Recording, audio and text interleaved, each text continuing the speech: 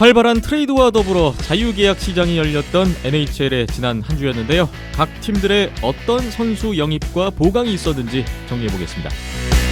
국내 최초 국내 유일의 아이스하키 팟캐스트 비하인드 넷 204회 시작합니다.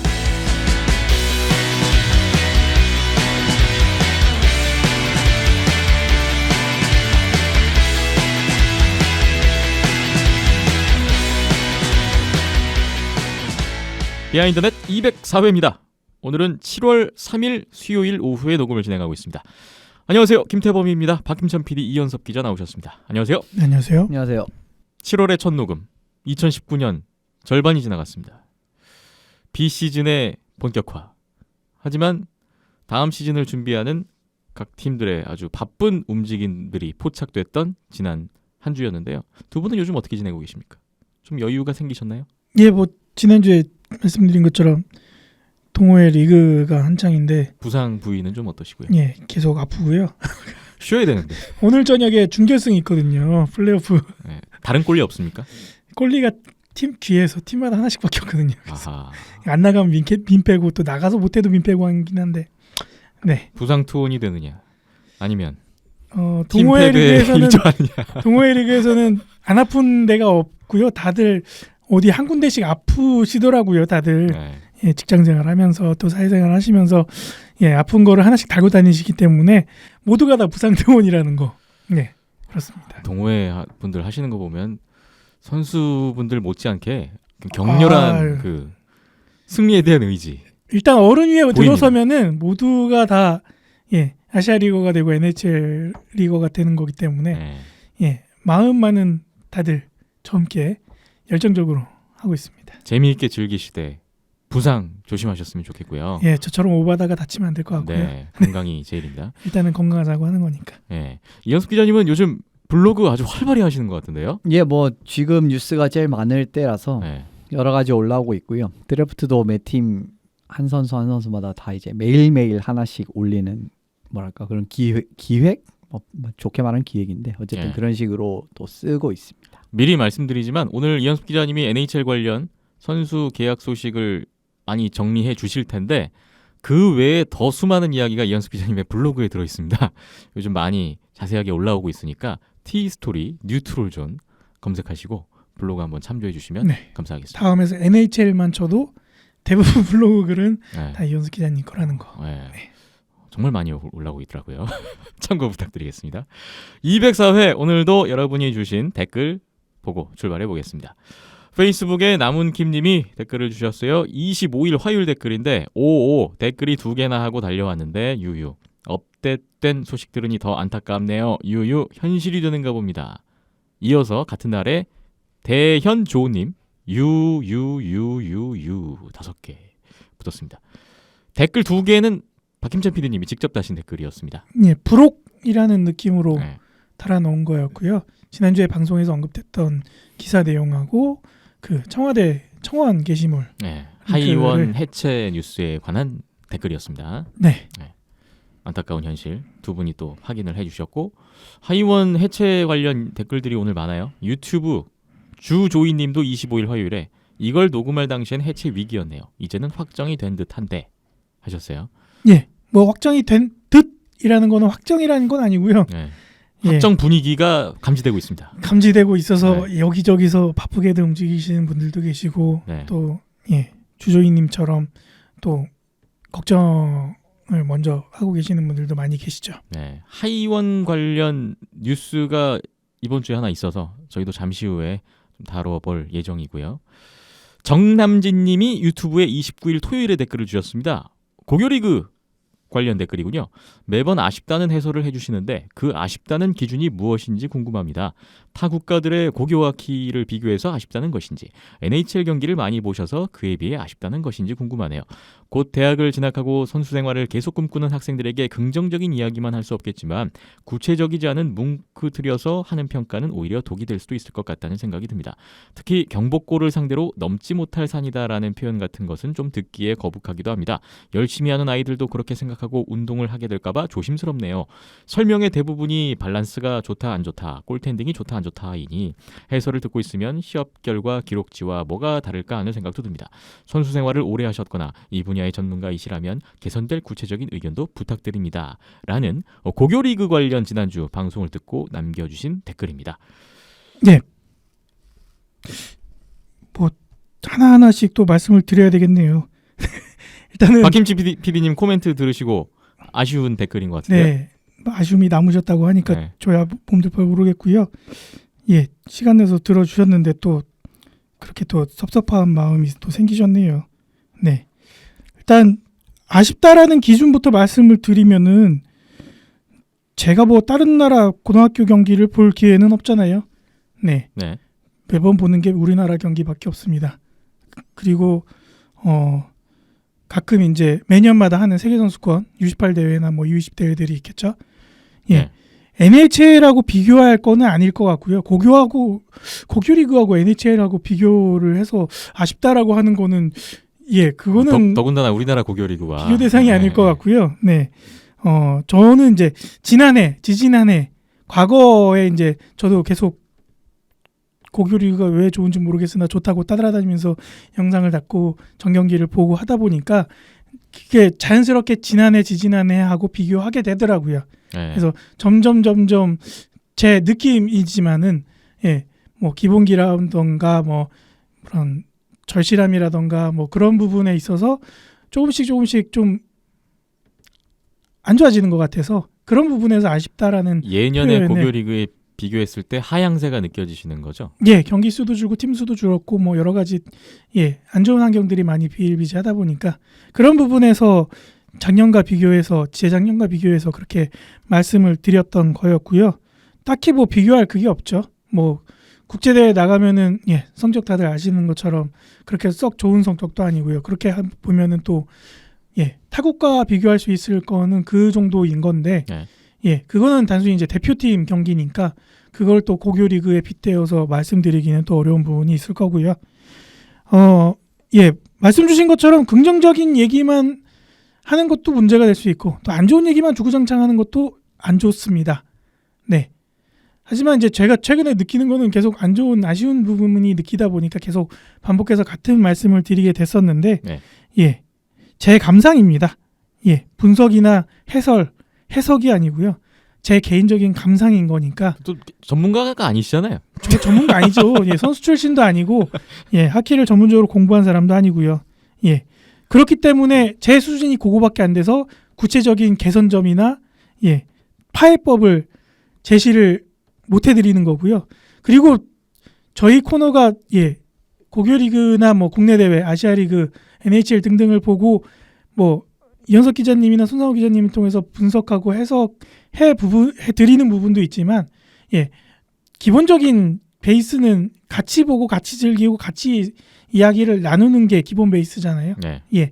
고교리그나 아시아리그 특히 이제 국내 리그 같은 경우에는 그런 이야기 나눌 수 있는 공간, 소통, 시간이 있어야 그게 먼저가 돼야 그 다음에 뭐 분석을 하고 해석을 하는 게 의미가 있다라고 생각이 들어서 그렇게 시간을 두고 있는데 그렇게 받아주시면 감사하겠습니다. 제가 뭐 전문가가 아니기 때문에 그리고 또 세세하게 얘는 뭐가 잘못됐고 이 학교는 뭐가 잘못됐고 그게 오히려 독이 될 것 같아요. 제가 뭐라고 그거 얘기한다고 그렇게 상처를 주겠습니까? 그리고 그렇게 상처를 준다 한들 누가 누구한테 이득이 되고 누구한테 적이 되겠어요. 그러니까 물론 지난 방송을 이 댓글을 보고 돌이켜 보면은 좋은 얘기보다 안 좋은 얘기가 더 많았구나 하는 제 반성도 있긴 했는데 물론 저희 방송이 늘 좋은 얘기보다는 안 좋은 얘기가 많습니다. 예. 고교리그뿐만이 아니라 그거는 제 성격이 못나서 그렇고요. 다른 리그 얘기할 때도 마찬가지인 네. 것 같은데요. 이거 대면 까고 한락 까고 하는 거에 비하면은 대표팀 얘기할 때도 안 좋은 얘기가 훨씬 많은데. 어마어마하죠.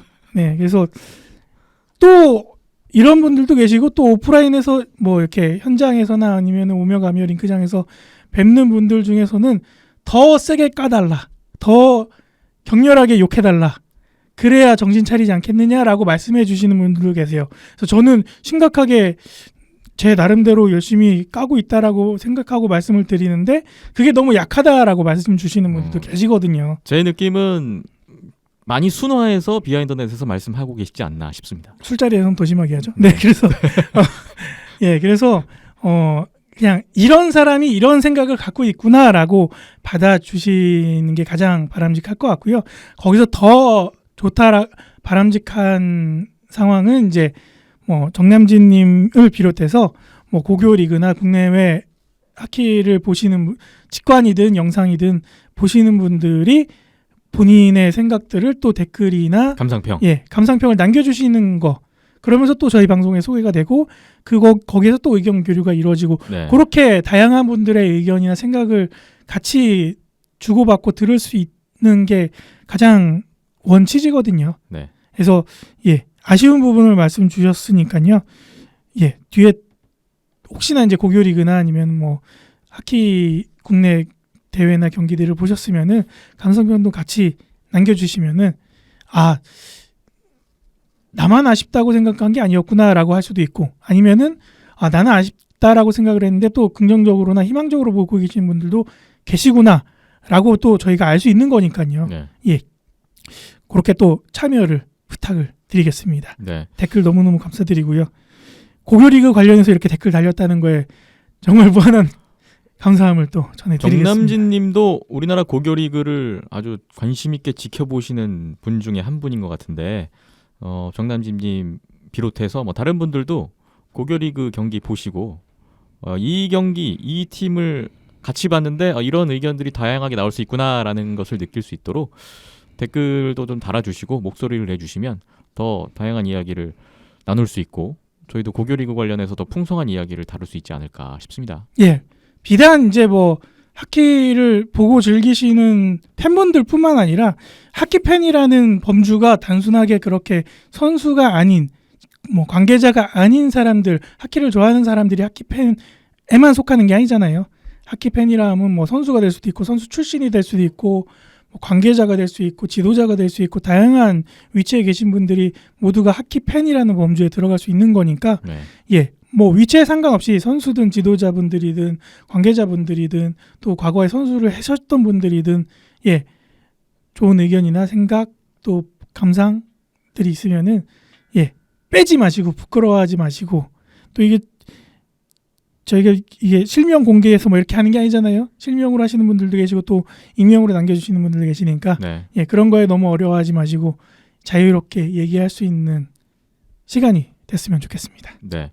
마지막으로 어린 선수들 다들 열심히 하고 있는데 뭐 칭찬할 부분이 있으면 저희도 마찬가지지만 많이 칭찬도 해주시고 격려도 해주시면 또 선수들이 더 힘내서 신나게 할 수 있지 않을까 싶고 그래야지 하는데 항상 제 성격상 또 막상 가면은 또 그렇게 못할 것 같아서 칭찬하는 부분도 좀 찾아주시고요. 좀 긍정적으로 희망적으로 보시는 분 게스트를 섭외하거나 찾아와야 되지 않을까 싶습니다.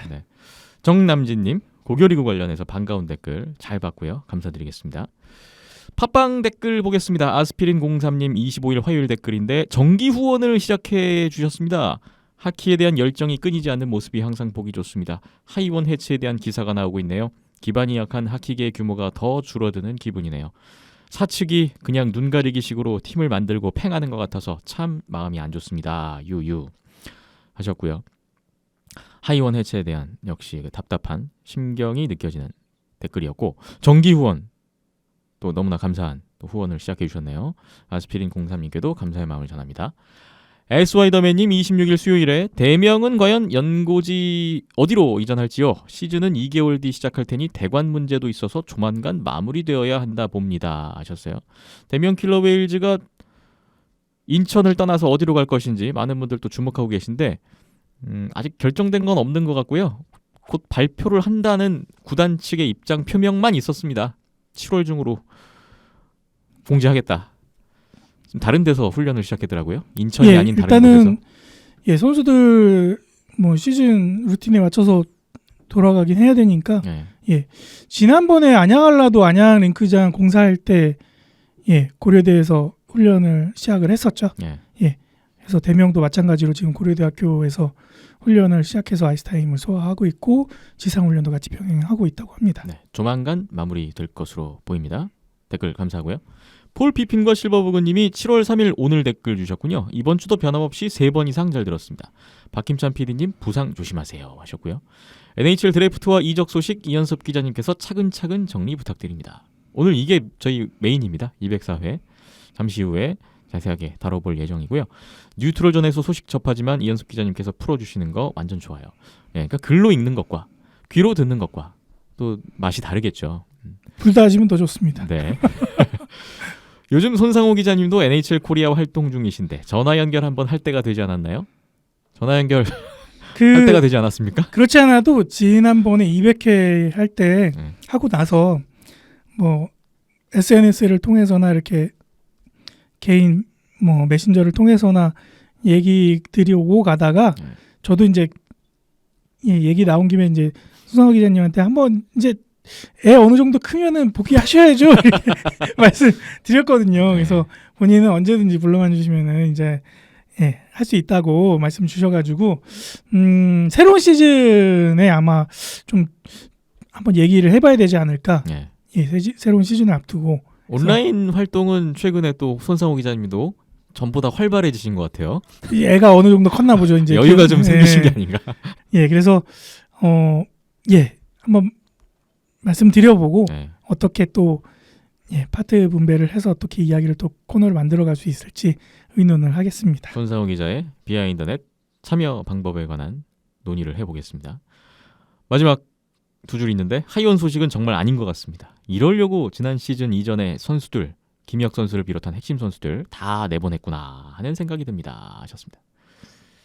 그렇죠. 이런 생각이 들 수밖에 없어요. 그동안 주축 선수들이 다 나간 것이 지금의 어떤 행보의 사전 과정이 아니었는가 이런 생각도 드는 게 사실입니다. 폴 피핀과 실버버거님이 203회 5천 캐시를 또 후원해 주셨네요. 최근에 후원을 시작해 주신 폴 피핀과 실버버거님 또 감사의 말씀 드리겠습니다. 감사합니다. 오늘 여러분이 주신 댓글은 모두 살펴봤고요. 비하인더넷 204회 잠시 후에 이야기 들어가 보겠습니다.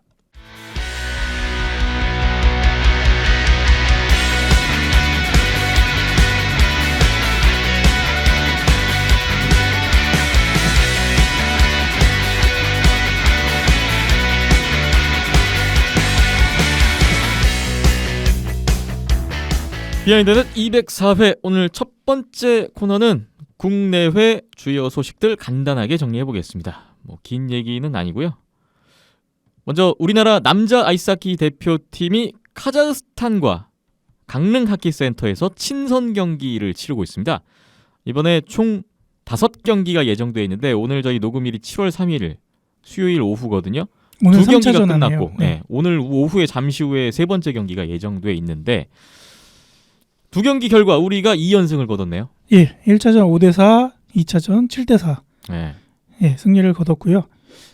뭐 대표팀 1군, 대표팀 1군 이렇게 맞붙은 게 아니라 뭐 우리나라 같은 경우에는 20대 위주로 편성이 된 젊은 선수들 U20 상비군까지 포함을 해서 많은 임원들이 대거 참여한 상황이고 캠프 중이었죠. 강릉에서. 그래서 연습 경기를 카자흐스탄을 초청을 해서 한 건데 카자흐스탄 같은 경우에는 자국 리그에서 선발된 인원으로 팀을 꾸려서 왔더라고요. 그래서 라인업 인원을 보니까 3조 반 정도 되더라고요. 4조는 꽉 안 채웠고요.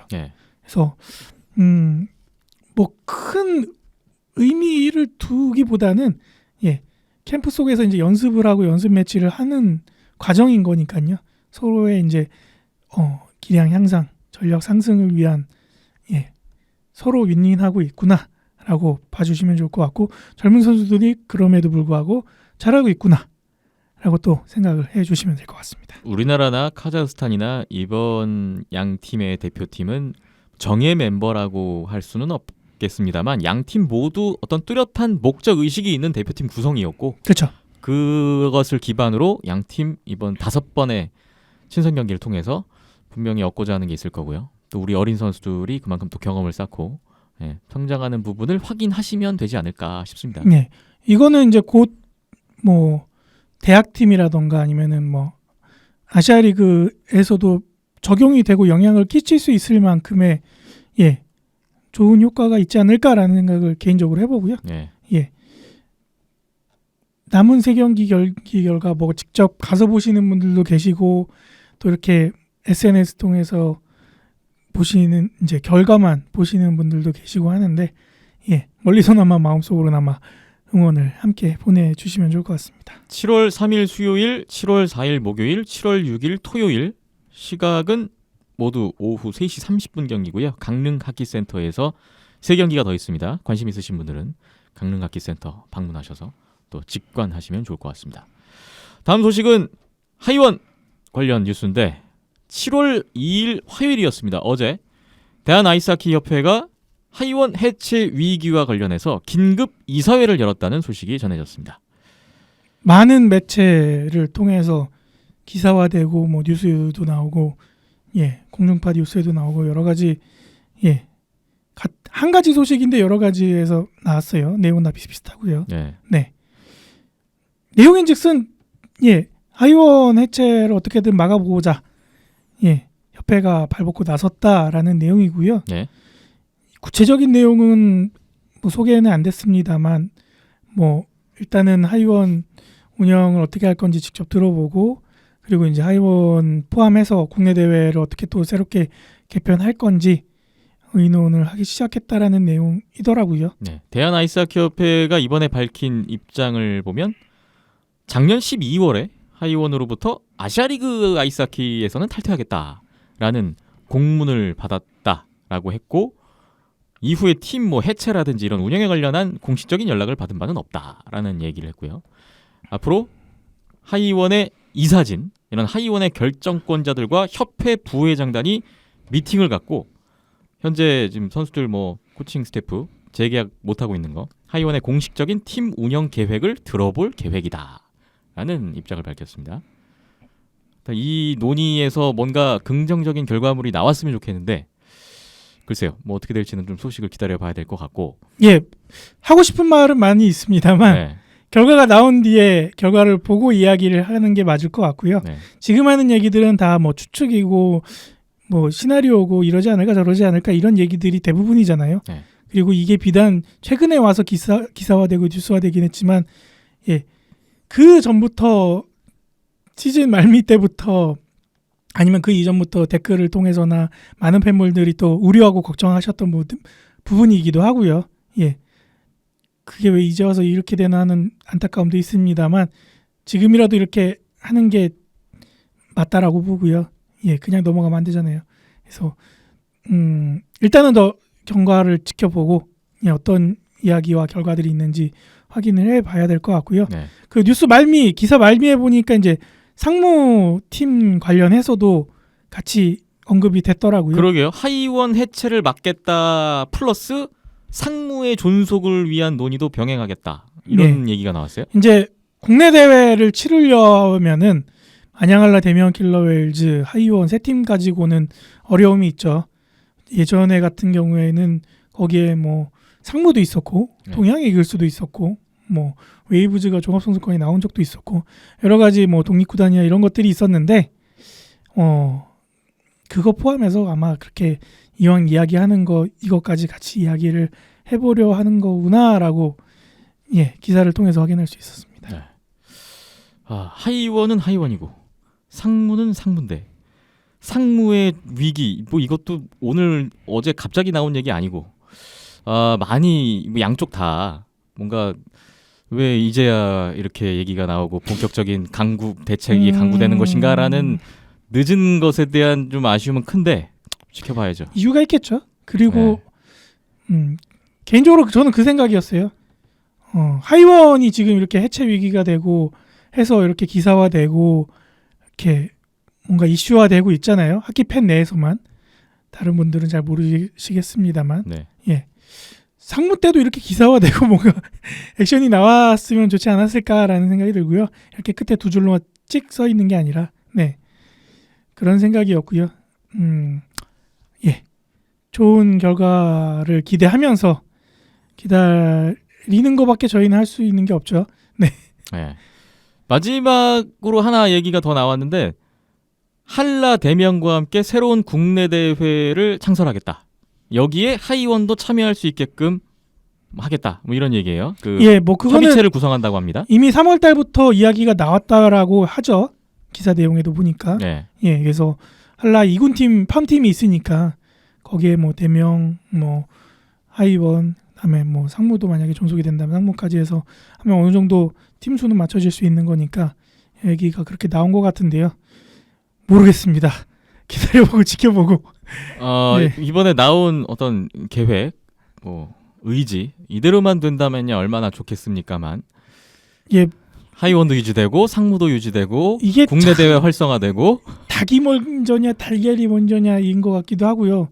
예, 뛸 대회가 없는데 팀이 있어서 뭐하냐라는 얘기도 있고 팀이 없으니까 대회가 없지라는 얘기도 있으니까요. 뭐가 먼저인지 모르겠는데요. 그래서 이번에 나온 얘기는 일단 뛸 수 있는 무대를 만들겠다. 국내 대회를 만들겠다는 건데 그렇게 해서 하이원의 존속 이유를 찾겠다. 뭐 이건데요. 상무도 마찬가지고. 네, 지켜보겠습니다. 네, 어떤 결과가 나오는지. 저는 이 뉴스가 나왔는데 그 하키 팬분들 아니신 분들도 그냥 아이스하키계가 요즘 이렇구나라는 것을 보면서 뭔가 그 아이스하키가 뭐 조롱의 대상이 되고 비난의 대상이 되고 이러는 게 참 마음 아프더라고요. 그런 것만 기사가 네. 되니까요. 네. 예. 뭔가 예. 그 가만 보면은 세계 선수권 디비전 탑 디비전 올라갔을 때나 뭐 올림픽에서 누가 골 넣고 이런 거 기사되는 거보다 그거 외적으로 안 좋은 거가 더 많이 기사화되고 이슈화되는 게 더 많아가지고 네. 그것도 문제네요. 네. 뭐 어쩔 수 없습니다. 그 좋은 모습을 많이 보여준다면 뭐 자연스럽게 해결된 문제니까. 그렇죠. 좋은 소식을 기다려봐야죠.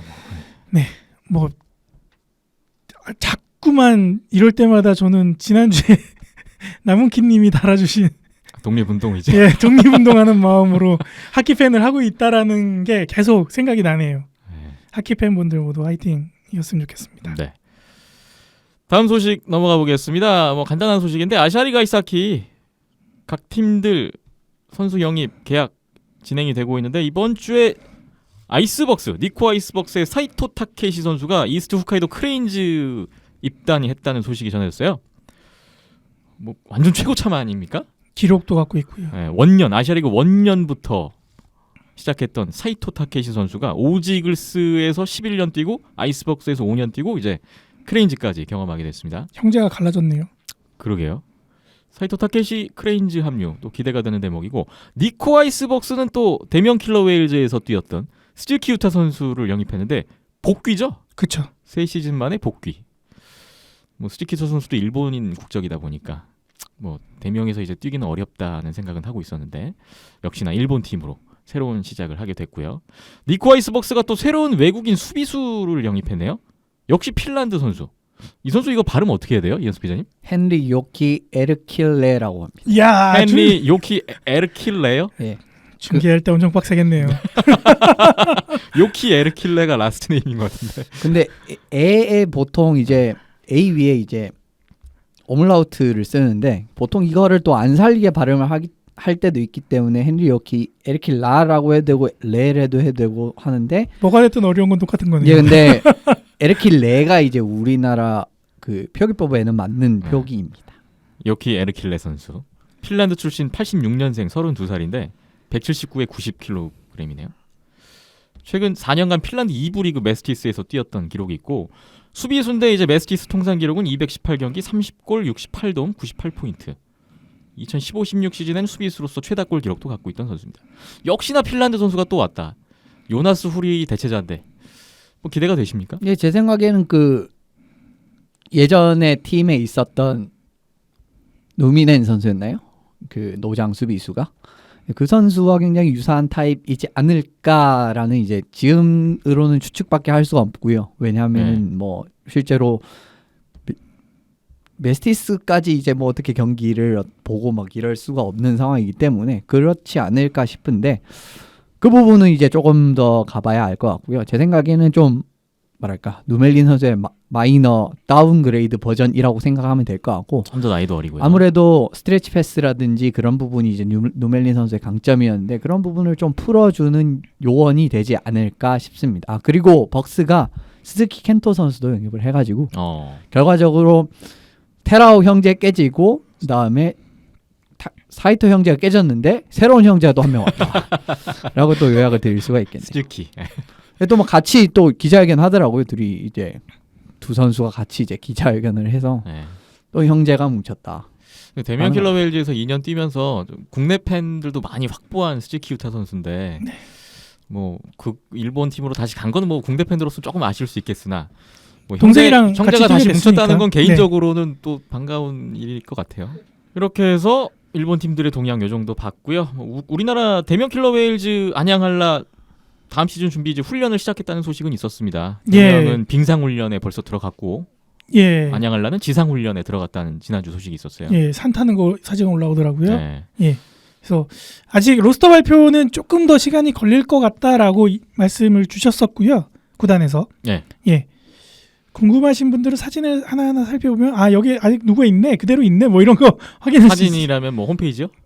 SNS 쪽 보면은 지금 예. 훈련에 임하고 있는 선수들. 훈련에 들어가게 앞서서 이제 뭐 단합대회인지 뭔지 모르겠으나 등산을 하는 네, 안양할라 같은 사진이 경우에는 올라왔거든요. 국내 선수들 중심으로 훈련을 하고 있더라고요. 대명도 마찬가지예요. 아직 외국인 선수는 합류하려면 멀었고요. 네. 기아 선수들 마찬가지고. 네. 예.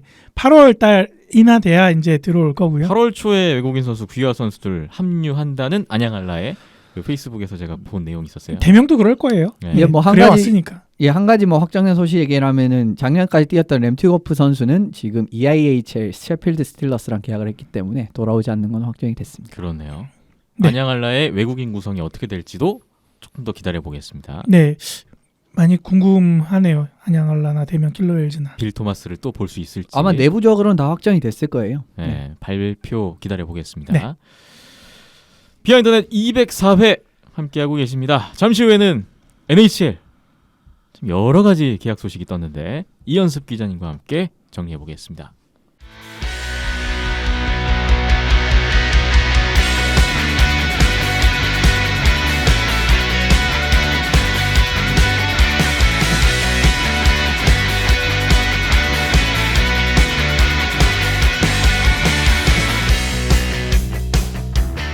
네, NHL 자유계약 시장이 열렸고 그와 함께 각 팀 간의 활발한 트레이드도 있었던 지난 한 주였습니다.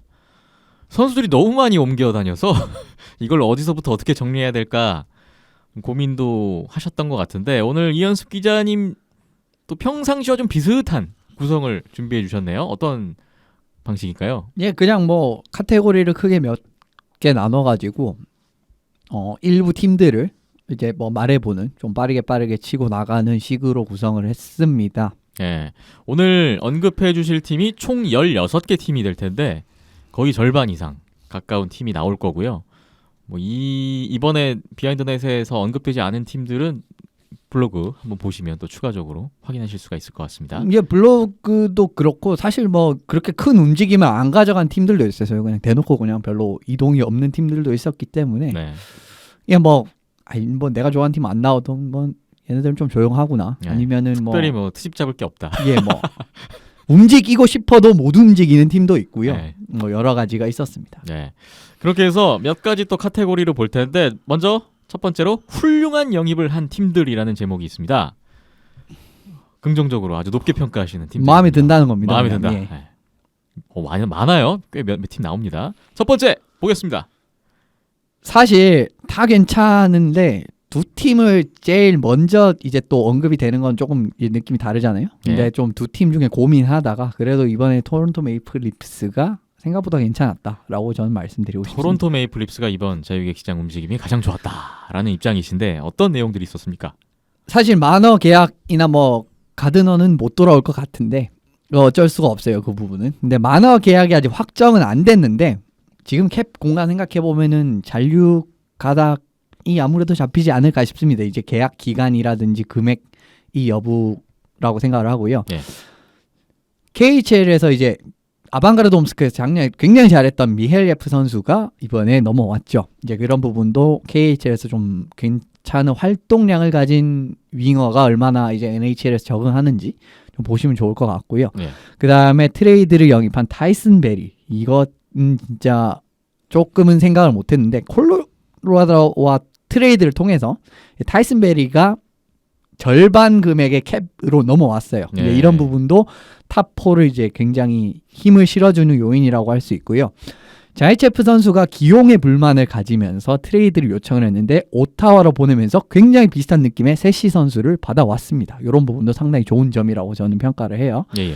그렇기 때문에 전력이 그렇게 크게 까이지 않으면서도 팀이 어떻게 보면 더 좋아졌거든요. 이런 부분은. 근데 올해 이 부분을 좀 높게 평가해야 되는 이유는 뭐냐면은 진짜 계약 상태가 올해 사실 시즌 끝나자마자 굉장히 복잡했었어요. 뭐 예를 들면은 앞서 말씀드린 마너 선수 계약도 그렇고 뭐 가드너를 어떻게 처리할 것인지 일부 금액이 많은 선수들을 보내면서 정리를 할 것인지 이런 부분이 이제 참 복잡했는데 잘 풀어냈다라고 전 요약을 하고 싶기 때문에 메이플 립스가 좋아졌고 예. 잘 풀어냄과 동시에 팀은 어떻게 보면 좀 더 세진 느낌도 받습니다. 왜냐하면 공격 부분에서 어느 정도 이제 깊이가 조금 약화되긴 했습니다만은 뭐 그 정도는 이제 공백을 메워줄 만한 자원들이 충분히 있다라고 생각을 하고요. 네.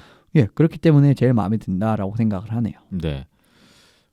지난 시즌에 토론토가 물론 플레이오프 1라운드에서 꺾이긴 했는데 그래도 토론토는 현재 어느 정도 언제든지 우승에 도전할 만한 전력은 갖추고 있는 팀이잖아요. 예, 그런 가운데서 이번 영입들이 과연 다음 시즌에 어떤 결과로 나올지 이제 좀 우승이라는 결실만 내면 될 것 같은데. 다만 조금 아쉬운 거는 뭐냐면은 결과적으로 이번에도 탑 2의 이제 셧다운급의 디펜스맨은 영입이 없었다라는 겁니다. 결과적으로 베리랑 세시를 영입을 했는데 이런 선수들도 기존에 있던 자원들의 느낌과 별로 다르지 않단 말이에요. 이제 자이체프와 뭐 헤인지 이런 선수가 결과적으로 이제 자리를 이제 뭐 차고 들어온다든지 가드너 선수가 빠지면 또 그 자리에 들어오는 느낌인데 확실한 업그레이드냐라고 하면은 사실 그렇지는 않거든요. 조금 좋아진 느낌? 그리고 아직 셧다운 페어가 될 만한 선수 수비 페어가 없다라고 저는 생각을 하기 때문에 예, 그런 부분이 좀 아쉽긴 하지만 결과적으로 전반적으로 전력을 봤을 때는 뭐 비슷하거나 아니면 조금 더 좋아졌다. 그리고 계약 복잡한 문제 다 해결했다. 그렇기 네. 때문에 예, 좀 높은 평가를 드리고 싶습니다. 그런 말씀 주신 아쉬운 부분은 또 앞으로 해결이 될지도 지켜볼 일인 것 같습니다. 토론토 메이플립스 어쨌거나 훌륭한 영입을 한 팀들 중에 선두주자로 꼽아주셨고요. 다음 팀 보겠습니다. 플로리다 팬서스입니다. 플로리다 팬서스도 이번 자유계 시장에서 참 많이 언급이 됐던 팀인데 혹시 긍정적으로 보시는군요. 예, 뭐 또 제일 큰 거 하나 있잖아요. 그 감독.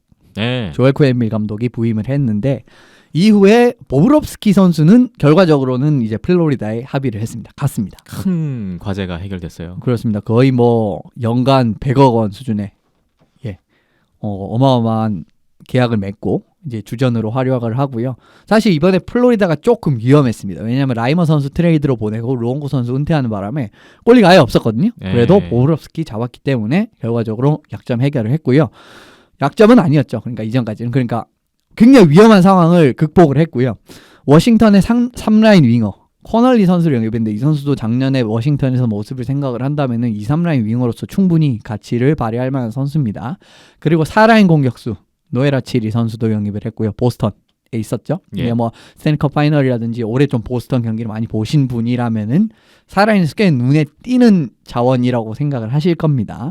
그리고 템파가 지금 이제 또 굉장히 이제 계약이 좀 복잡한 상황에서 스트롤만 선수를 계약을 못했거든요. 근데 안톤 스트롤만 선수도 탑4에서 굉장히 이상적인 자원이기 때문에 스트롤만 선수 영입을 하면서 지금 로스터 깊이가 굉장히 깊어졌습니다. 이번 한 번의 오프 시즌으로. 그렇기 네. 때문에 보브롭스키만 좀 제 역량을 발휘를 한다면은 어떻게 보면 플로리다가 사실은 작년에 좀 다크호스 팀으로 뽑았는데 올해는 어떻게 보면 예, 애틀랜틱에서도 좀 탑3 거의 바로 밑 수준으로까지 경기력이 올라올 수 있지 않을까라는 생각이 듭니다. 보브롭스키 선수가 결국은 이번 계약 시장에서도 키였고 다음 시즌에 어떻게 활약할 것인지에 대해서도 키 중에 키네요. 그렇죠. 그게 제일 중요한데 네. 보브롭스키 선수가 진짜 이 정도 금액을 받고 이제 속된 말로 망하면은 이건 진짜 답이 뭐 없어지는 거예요. 부상이라든지 뭐 예. 이런 변수 나오면 큰일 납니다. 부상도 부상인데 사실 보브롭스키 선수가 좀 안정도적인 측면에서는 특히 작년 모습을 보신다면은 월별로 진짜 왔다 갔다 하는 게 너무 심했습니다. 근데 행여 이제 안 좋았던 시즌의 모습이 계속 이제 이어지거나 뭐 잃어버리면은 참 플레이오프 때는 진짜 답이 없어지거든요. 네. 그런 부분을 좀 조심해야겠네요. 네. 훌륭한 영입을 한 팀들 두 팀 더 있습니다. 세 번째 팀 볼까요? 콜로라도 애벌랜치입니다. 네. 저는 어떤 영입이 있었습니까? NHL에서 어떻게 보면은 많이 이제 사람들이 스포트라이트를 못 봤는데 최근 NHL에서 제일 안정적인 살아있는 센터 누구냐 하면은 전 피에르 에드와르드 벨마르 선수를 빼낼 수 없다고 생각을 하거든요. 근데 네. 이 선수를 콜로라도가 영입을 했습니다. 그리고 속도전에서 도움을 줄 수 있는 자원이라고 할 수 있는 콜린 윌슨 선수 그리고 세너제이 샥스의 유나스 돈스코이 선수까지 이번에 영입을 했네요. 그러니까 예. 기피적인 측면에서 굉장히 크게 이제 강화가 됐고요. 특히 3사 라인에서 어떻게 보면은 보강 목적이 컸는데 이런 부분에서 확실하게 이제 보강을 했다라고 생각을 합니다. 그리고 나젬 캐드리 선수가 그 베리 선수 트레이드에서 넘어왔어요. 그렇기 네. 때문에 3라인 센터도 생겼거든요.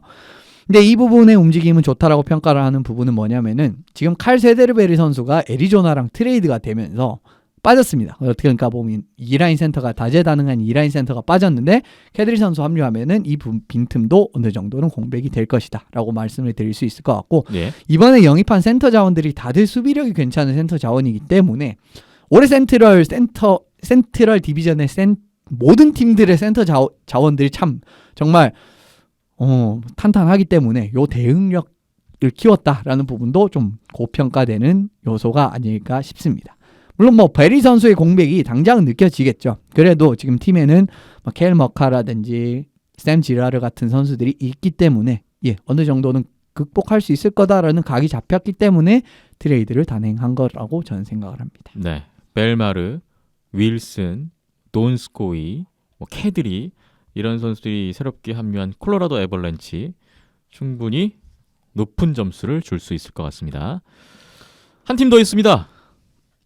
내슈빌 프레데터스입니다. 네, 내시빌 프레데터스는 PK 수벤 나간 뉴스가 지난주에 한번 큰 뉴스가 한번 있었는데 그 이후에 또 어떤 움직임들이 추가됐나요? 사실 아주 큰 움직임은 없었어요. 결과적으로는 수벤 선수 나가고 시몬드 선수도 나갔거든요. 근데 그런 부분에서 저는 나쁘다라고 생각을 하지 않습니다. 왜냐하면은 결과적으로는 그 이제 후년부터 요시 선수한테 굉장히 큰 계약을 안겨줄 거는 기정사실화가 돼 있고요.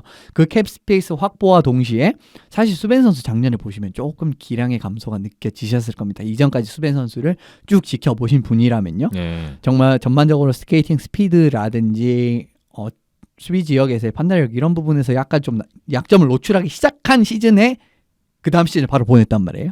이런 부분 자체는 좀 과감한 선택이긴 하지만 나쁘진 않았다라고 생각을 해요. 결과적으로 그 캡 스페이스를 바탕으로 매트 듀세인 선수를 영입을 했거든요.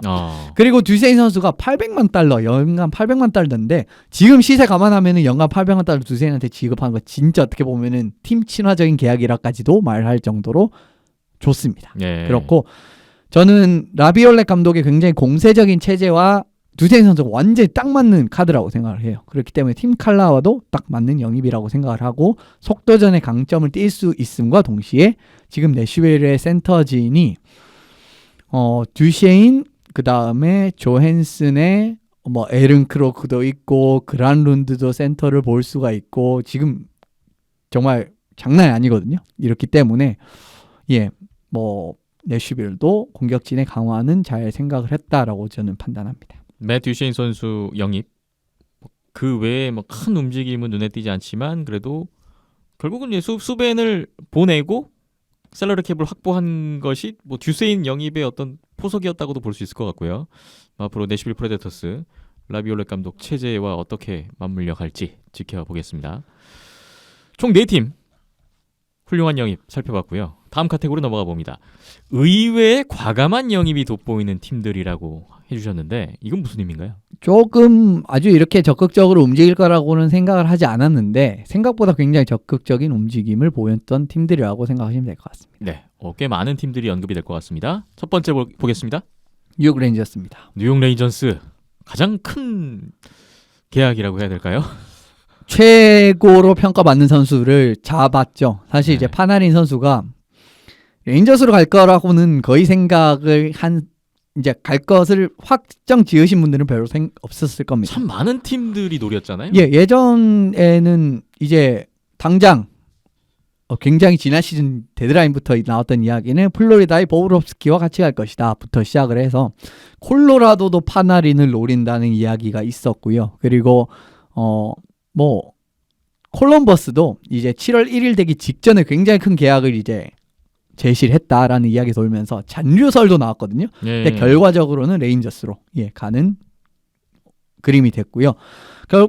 어떤 생각이냐 하면은 공격진의 재편을 해야 되는 타이밍인데 그 중심축으로서 파나린을 선택했다라고 생각하시면 될 것 같습니다. 네. 그리고 제이콥 트루바 선수도 위니펙으로부터 영입을 했는데 결과적으로 공격 수비진에서 축이 될 만한 선수를 생각보다 너무 빨리 지금 레인저스가 가져오는 데 성공을 했거든요.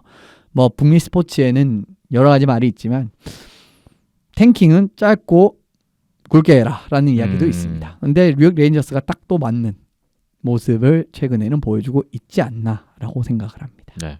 비하인드 오래 들으신 분들은 많이들 아시겠지만 아르테미 파나린 선수는 이현습 기자님이 최애하는 선수 중에 한 명인데 뉴욕 레인저스 7년 계약으로 넘어가게 됐습니다.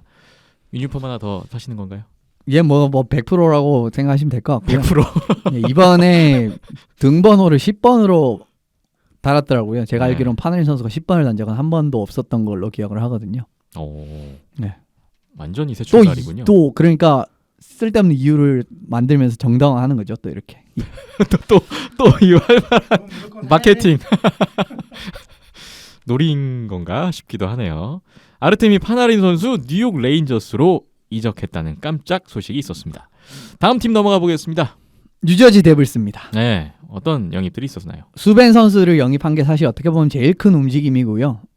스크리너로 좀 활용을 할 수 있는 시몬스 선수도 영입을 했습니다. 근데 제 생각엔 시몬스 선수가 부상이 없다라고 한다면은 충분히 2라인 정도로 활용할 수 있는 윙어 그리고 파워플레이도 도움을 줄 수 있는 그런 선수라고 생각을 하기 때문에 참 좋고 결과적으로 수벤 선수가 기량이 저하되고 있다라고 설명은 드렸지만은 그래도 아주 이제 중심이 될 만한 자원이 없는 팀 입장에서 생각을 해본다면 나쁜 영입은 아닙니다. 그리고 네. 중심축으로는 충분히 쓸 수 있는 선수라고 생각을 하고요. 그렇기 때문에 데블스가 움직임이 괜찮았다라고 말씀을 드릴 수 있는데 다만 사실 지난 시즌에 이 두 선수가 공통적으로 좀 많이 부진했습니다. 그런 부분이 생각을 해보신다면 이 부진한 모습이 기량 저하의 시작이다 라는 이야기가 나올 수 있거든요. 근데 그런 게 현실화가 된다면은 데블스 입장에서 참 머리 아파질 수 있는데 그냥 딱 결과물 놓고 보면은 과감한 움직임을 많이 가져갔고 근데 이번에 공통적으로 드래프트에서 휴즈 그리고 수비진에서 수벤 그리고 공격진에서 어쨌든 뭐 시몬스 있고 이런 식으로 하면은 조금씩 데블스도 뼈대는 갖춰지고 이제 살을 붙이는 단계로 넘어갈 수 있지 않나라고 이제 판단을 하겠습니다. 뉴저지 데블스에서의 수벤, 시몬스 이 두 선수는 어떤 선수가 되어갈지 또 지켜보겠습니다. 의외의 과감한 영임이 돋보이는 팀들 총 5팀 중에서 이제 세 번째로 넘어가 보겠습니다. 애리조나 카이어츠입니다. 네, 애리조나 카이오츠 살펴볼까요? 필 캐슬 선수를 데려왔어요. 피츠버그로부터. 네. 그래서 좀 과감하다라고 말씀을 드릴 수 있을 것 같은데 결과적으로는 좀 득점에 대한 열망을 과시하는 영입이 아닌가 싶습니다. 이 게임 잘하고도 골을 못 넣어서 지는 경기가 참 많았던 애리조나였는데 그러게요. 올해 같은 경우에 더 이제 많이 직감을 했어요. 결과적으로는 마지막까지 플레이오프 막차 싸움 하다가 미끄러진 케이스가 됐거든요. 애리조나가. 이런 부분을 보시면 참 골 넣는 선수 한 명 영입을 해야겠다라는 부분이 캐슬 선수의 영입과 이제 맞닿아 있다라고 생각을 하고요. 네. 사실 캐슬 선수가 최근 득점 생산력이라든지 이런 부분 보시면은 결코 나쁘지 않은 선수입니다. 물론 뭐 지금 애리조나로 넘어가기 때문에 어느 정도 뭐 감소세는 있습니다만은 뭐 30골 60포인트 언저리만 해줘도 제 생각엔 충분히 제가치를 해준다라고 생각을 해요. 그렇기 때문에 좀 좋은 영입이라고 생각을 하고요. 애리조나가 캡을 거의 지금 풀로 채웠거든요. 근데 최근에 애리조나가 이런 시즌 거의 없었습니다. 네. 상대 팀으로 또 캡을 받고 이런 팀으로 항상 뭐랄까 캡을 못 채우고 캡을 채울 필요도 없는 팀 뭐 이런 식으로 인식이 되다가 작년에 성공을 딱 바탕으로 올해 한번 해보겠다라는 이제 의지가 느껴지는 올해 이번 오프 시즌이거든요. 그렇기 때문에 캐슬 선수 영입하면서 득점력이 상승이 한다면은 또 의외로 또 재밌게 돌아갈 수도 있겠네요. 저는 한 가지 생각이 드는 게 물론 하키라는 게 어떤 특정 한 선수 확실한 스타 플레이어나 스코어에 의해서 경기의 결과가 좌지우지될 만한 여지는 있는 종목입니다만 애리조나가 필캐슬 영입 한 명으로 과연 이 빈곤한 득점력을 해소할 수 있을까? 좀 더 공격수 보강이 있었으면 좋겠는데 가능할까요? 어떻게 보세요? 근데 앞서 콜로라도 트레이드 때도 언급을 드렸지만은 세데베르 선수도 합류를 했습니다. 그러니까 이라인 센터도 한 명 들어왔단 말이에요. 그리고 작년에 또 문제시됐던 건 뭐냐면은 애리조나 진짜 주축 선수들 작년에 부상 많았습니다. 이런 부분 하면은 생각하시면 풀 전력을 가동하기 어려웠다라고 생각을 하는데 올해는 초반부터 풀 전력을 달린다라고 하면은 제 생각에 충분히 애리조나도 플레이오프권에서 싸워볼 만한 팀이지 않나 싶습니다. 그렇군요. 다음 팀으로 넘어가 볼 텐데 필캐스라고 또 물려있는 팀이 나오는군요. 그래서 이제 언급을 드리는 거고 사실 네. 이제 피츠버그가 생각보다 올해 좀 이번 오프시즌에 과감한 움직임을 많이 가져갔어요. 근데 목적이 명확하다라는 부분에서 좀 말씀을 드리고 싶습니다. 피츠버그 펭귄스입니다. 보조 득점원을 보강을 하고 싶어하는 열망이 참 많이 나왔어요. 이번에 필캐슬 선수를 보내고 올리 메테 선수도 시카고 블랙호크스로 보내면서 어떻게 보면은 공수에서 주축 자원들을 한 명씩 이제 보내는 선택을 했거든요. 그런데 트레이드로 누가 들어왔냐라고 하면은 알렉스 갈체니악 그리고 도미니크 카훈 같은 선수들이 들어왔기 때문에 이 선수들을 어떻게 보면 2, 3라인에서 굉장히 유용하게 활용할 수 있는 윙어 카드라고 생각을 하시면 되기 때문에 보조 득점원을 좀 많이 보강하고 싶어 하는구나. 그리고 이전에도 뭐 제러드 맥켄이라든지 뷰스테드라든지 이런 선수들을 영입하는 거 보면 피츠버그는 결과적으로는 크로스비 말킨도 좋지만 이 선수들을 어떻게 보면 좀 화력 분산을 할 만한 자원들이 필요하다라는 부분 그런 영입 기조가 계속 이어지고 있고요. 자유계약에서 위니펙에서 활약했던 테너브 선수가 들어왔는데 저는 이 선수의 영입 자체도 상당히 긍정적으로 보기 때문에 공격 분산을 명확한 목적을 가지면서 영입에 성공을 했기 때문에 좀 많이 과감한 움직임을 가져가지 않았나 싶습니다. 공격 분산, 보조 득점원의 확보라는 명확한 목적이 보이는 피츠버그 펭귄스 높은 점수를 주셨습니다. 의외의 과감한 영입이 돋보이는 팀들 마지막 팀 보겠습니다. 시카고 블랙호크스입니다. 네. 사실 마찬가지예요. 목적이 굉장히 명확하고요. 이번에 수비에서 확실한 보강을 선택을 했습니다. 트레이드를 통해서 켈빈 대한 선수 캐롤라이나에서 뛰었었죠. 그리고 피츠버그 올리메테 선수를 각각 영입을 하면서 탑4가 굉장히 안정화가 됐어요. 그러면서 자유계약 시장에서도 작년 뉴욕 아일랜더스에서 반쯤 주전으로 활약했었던 로빈 레네르 선수를 영입을 했거든요. 그렇기 때문에 크로포드 선수의 백업 계획으로도 그렇게 나쁘지 않다라고 저는 생각을 합니다. 다만 레네르 선수가 최고의 수비를 자랑하던 아일랜더스의 모습을 그대로 시카고에서 보여줄 거라고는 저는 생각을 하지 않습니다. 이 부분이 조금 이제 마냥 밝은 전망만을 드리기는 힘든데 그래도 시카고가 작년에 비해서는 수비진에서 보강을 많이 해서 탑4의 안정화부터 시작을 해서 탑6가 굉장히 탄탄해진 팀이 됐거든요. 그런 부분을 생각을 해보신다면은 수비진이 크로포드랑 레네를 얼마나 도와주느냐에 따라서 시카고도 사실 애리조나와 마찬가지로 참 작년에 좀 마지막에 좀 미끄러진 팀이었어요. 그렇기 때문에 올해는 뭔가 좀 노려볼 만한 팀, 어떻게 보면 플레이오프를 권을 이제 애리조나와 마찬가지로 노려볼 만한 팀이 되지 않았나 싶습니다. 지난 시즌에 감독이 중간에 바뀌는 등등 해서 정말 시련을 겪었던 시카고 블랙호크스 이번에 또 확실한 목적이 보이는군요. 수비 보강. 어떤 결과가 나올지 지켜보겠습니다. 비하인드는 204회 이현섭 기자와 함께 NHL 자유계약 시장, 트레이드 시장 정리해보고 있는데요. 잠시 후에 나머지 3개 카테고리 더 살펴보겠습니다.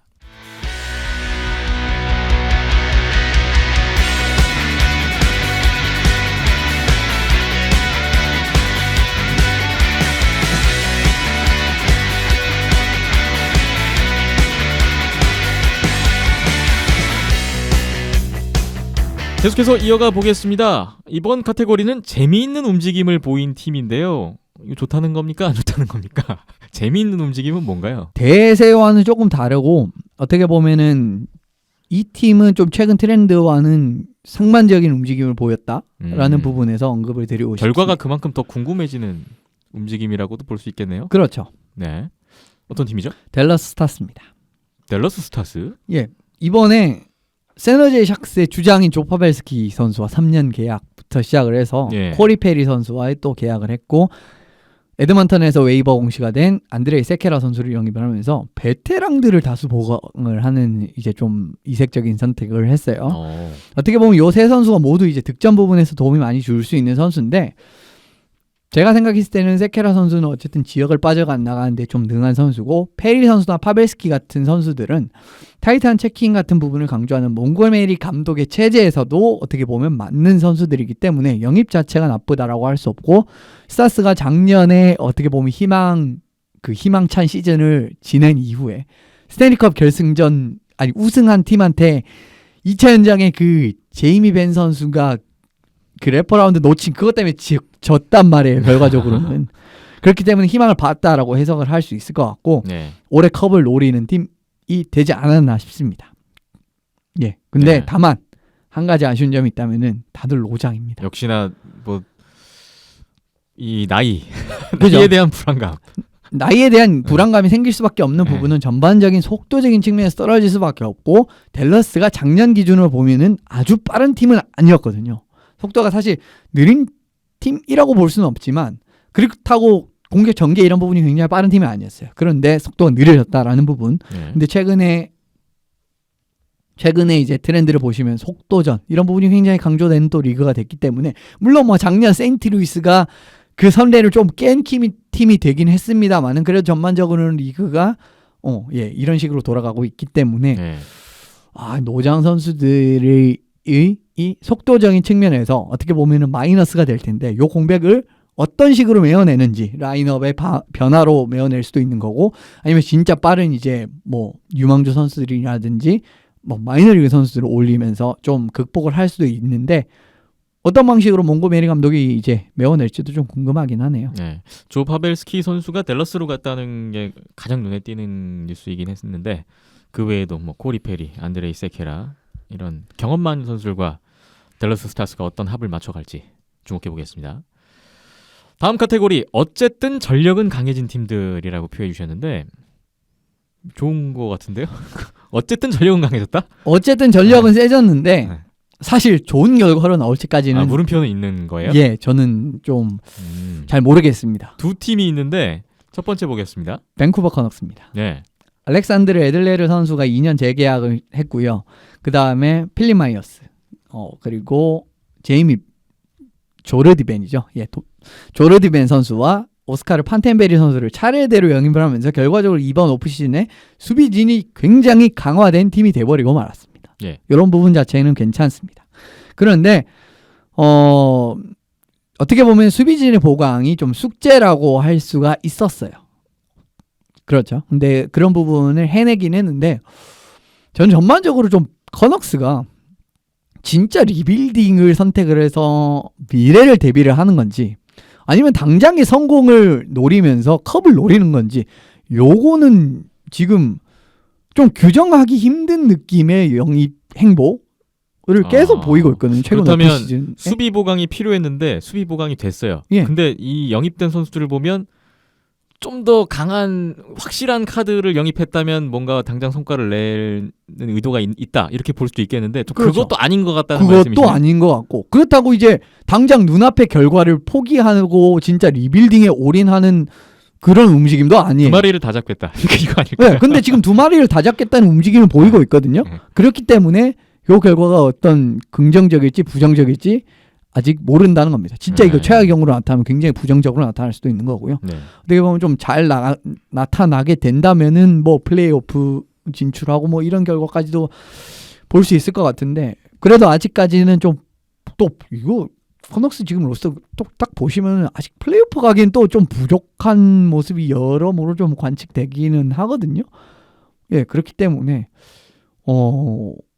좀 재미는 어떻게 보면은 좀 뭐 행보 자체가 나쁘다라고 또 볼 수는 없는데 좀 애매하다라고는 또 볼 수는 있는 네. 예, 좀 어떻게 보면은 두 마리를 다 잡겠다라는 게 좀 흔히 볼 수 있는 광경은 아니거든요. 근데 그런 부분에서 지금 베닝 당장이 해낼 수 있을지 없을지는 또 결과가 말해주지 않을까 싶습니다. 밴쿠버 커넉스가 지금 과연 뭘 어떻게 하려는 건지, 리빌딩을 하려는 것인지, 당장 성과를 내려고 하는 것인지, 뭐 이 부분에 대한 거는 글쎄요. 밴쿠버에 계신 손상호 기자에게 전화 연결을 한번 해서 또 여쭤보면 어떨까 그런 생각을 또 해봅니다. 어쨌든 전력은 강해진 팀들, 밴쿠버 커넉스 첫 번째였고요. 한 팀 더 있습니다. 필라델피아 플라이어스입니다. 네. 어떤 부분 강해졌습니까? 케빈 헤이즈 선수가 합류하면서 2라인 센터 부재가 해결이 돼버렸습니다. 이런 부분이 상당히 좋아요. 그리고 이번에 트레이드를 좀 아주 지속적으로 해내면서 니스캐넌 선수라든지 워싱턴 캐피털스에 있던 선수죠. 그리고 브라운 선수, 세너제 샥스에 있던 선수입니다. 결과적으로 탑4 수준에서 상당히 유용하게 활용할 만한 자원들이 대거 보강이 되면서 프로로프 선수 지금 계약만 딱 마무리가 된다면은 플라이어스도 선수 구성이 끝나지 않았나 싶습니다. 네. 근데 왜 불안하냐라고 하면은 사실 헤이즈 선수가 활용 여지에 따라서 이 선수가 진짜 이 활약도가 좀 널뛰는 선수 중에 한 명이거든요.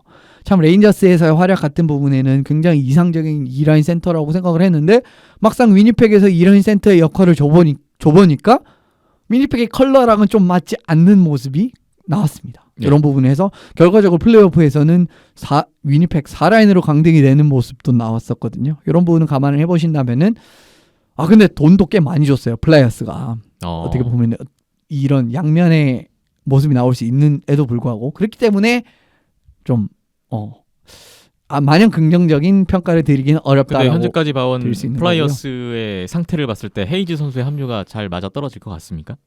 현재 보셨을 때는 어떠세요?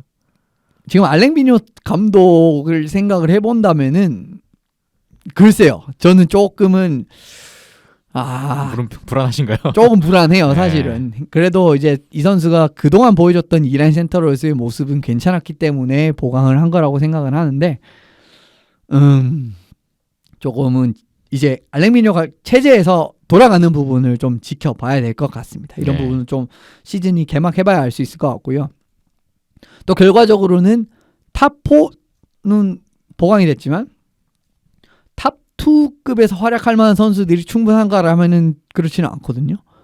그런 부분도 어떻게 보면 또 수비진이 약점이었던 플라이어스가 또 결과적으로는 탑2에서는 보강이 없었다라는 부분도 다소 불안 요인입니다. 네.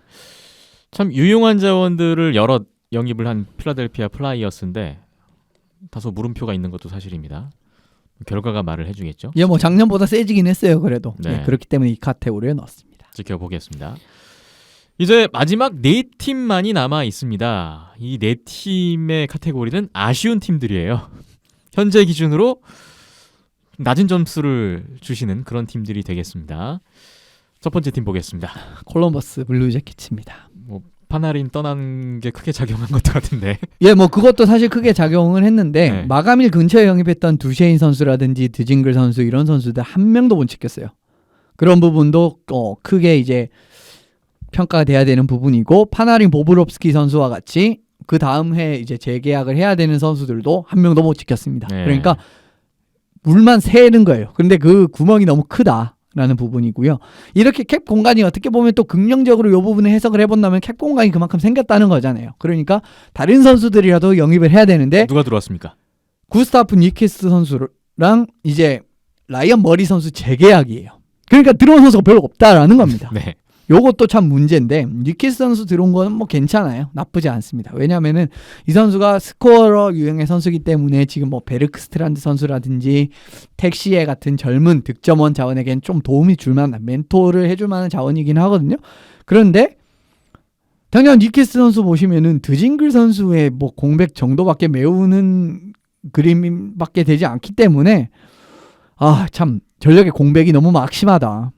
이거를 또 참 제대로 그렇다고 지금 제키츠가 아예 경쟁력이 없는 팀 같지는 않습니다. 지금 네. 전반적으로 그림을 살펴보면요. 그래도 너무 공백이 크다라는 세르르 캡의 부분은- 여유는 많이 생긴 것 같은데요. 근데 뭐 안 가려고 하는 거죠.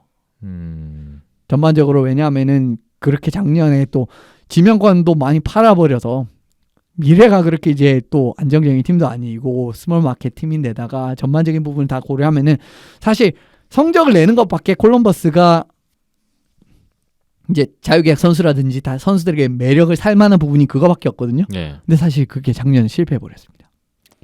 결과적으로 뭐 결승전에 진출한 팀한테 지긴 했어도 2라운드 탈락이면 변함이 없어요. 근데 2라운드 탈락 정도면은 그렇게 피치를 올린 팀이 2라운드 탈락이면 사실 이거는 반쯤은 실패라고 봐도 무방한 결과이기 때문에 올해 콜럼버스가 자유계약 선수들에게 좀 뭐랄까 의 매력을 살만한 팀이 되기는 부족했습니다. 스몰 마켓 팀으로서 콜럼버스 블루제키즈가 갖고 있는 어떤 어려운 여건 뭐 한계는 있겠습니다만 뭐 현재까지의 행보는 낮은 점수를 줄 수밖에 없는 그런 상황이네요. 아쉬운 팀들 두 번째 팀 볼까요?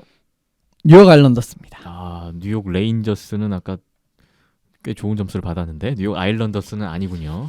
플레이오프 1라운드의 영웅 조던 에벌리 선수와 재계약을 선택을 했고요. 네. 그리고 주장인 앤더스 리 선수와도 7년 재계약을 했습니다.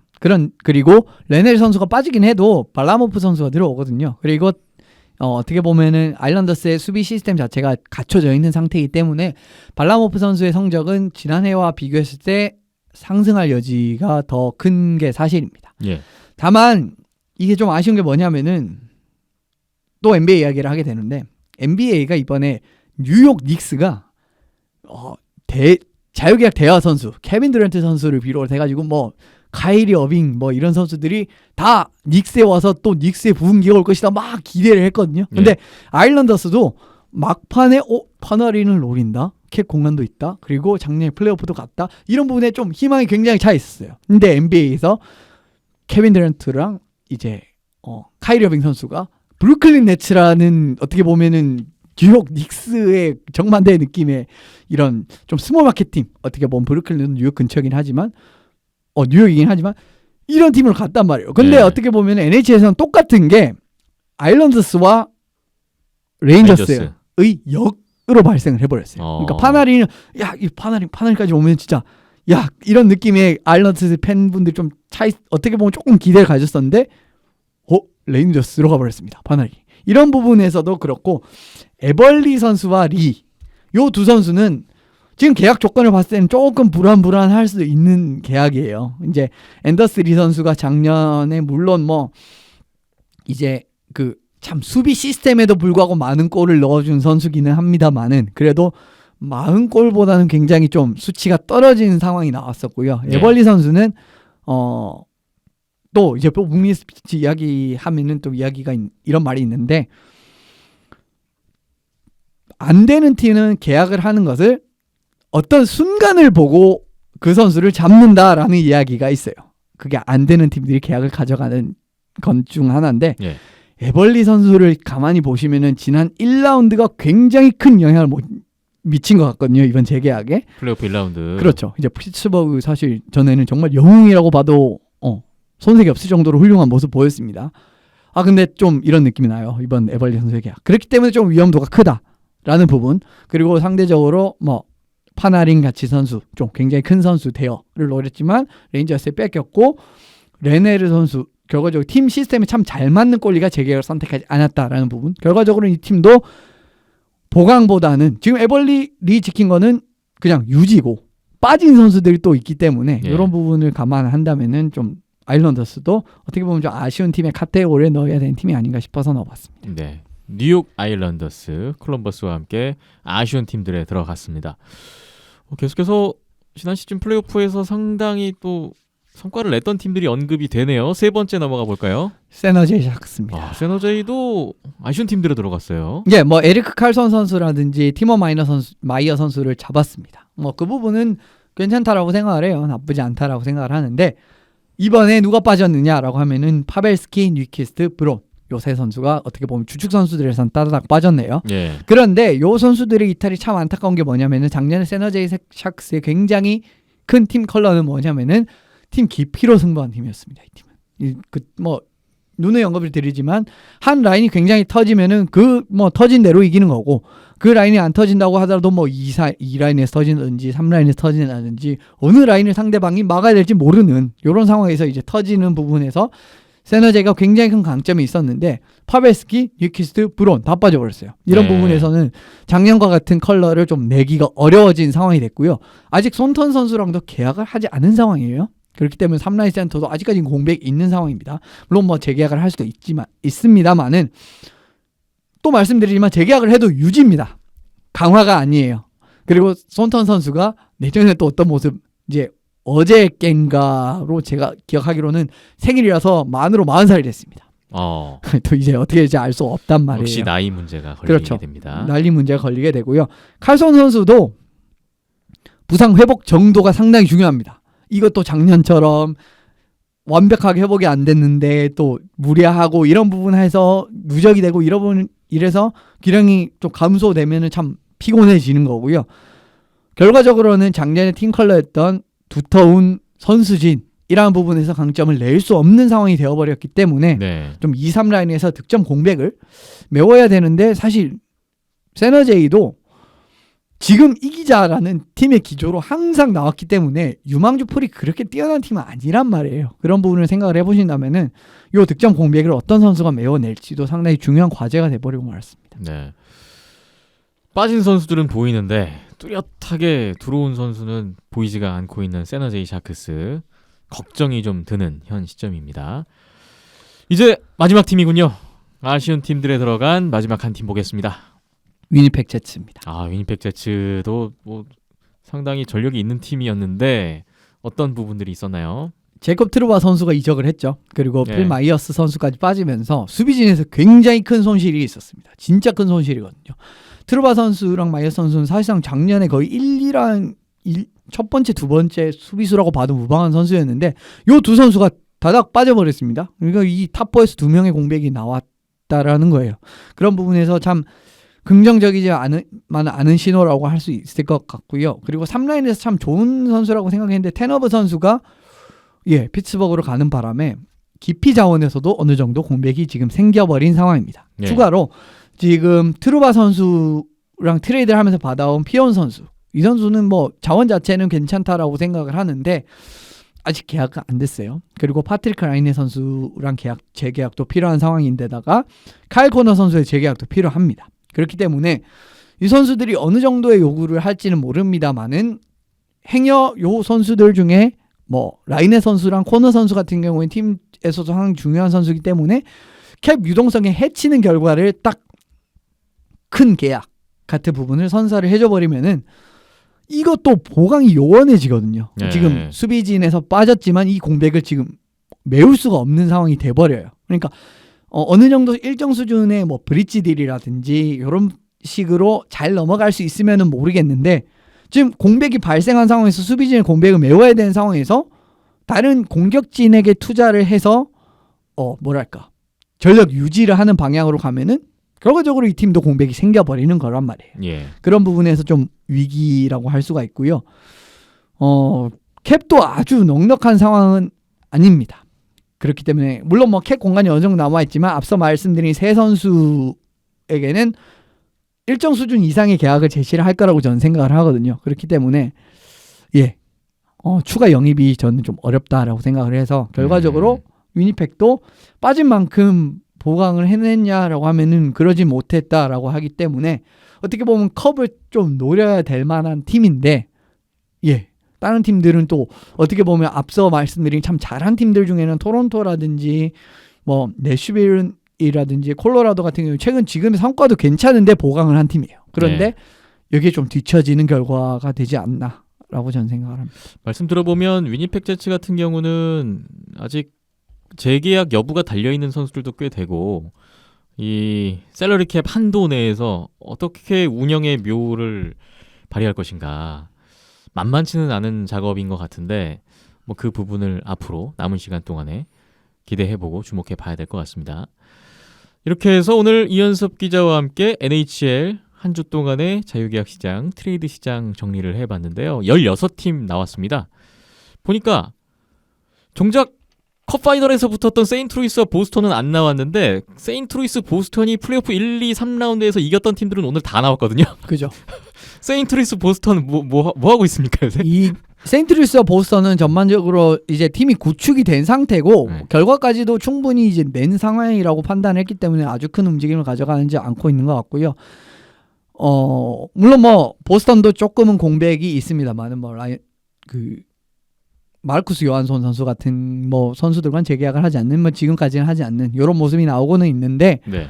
그래도 뭐 지금 팀 자체가 구축이 된 팀이기 때문에 좀 조용하게 넘어가는지 않나라고 생각을 하고 있습니다. 그렇군요.